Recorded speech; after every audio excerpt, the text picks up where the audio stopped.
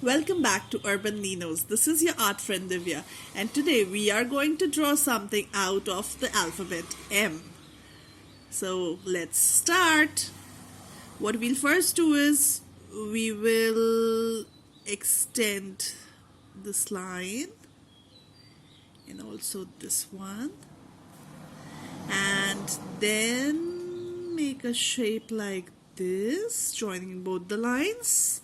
Then we go upwards and make a shape like this over here, and we make these two shapes. Any guesses what we are making? Okay, let me tell you what we are making. This is a mouse.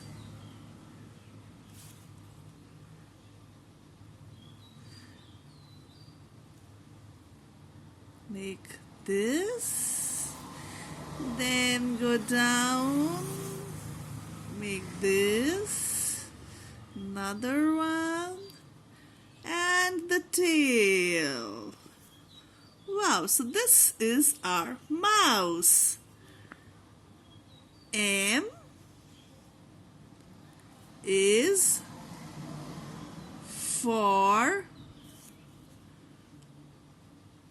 mouse. M-O-U-S-E.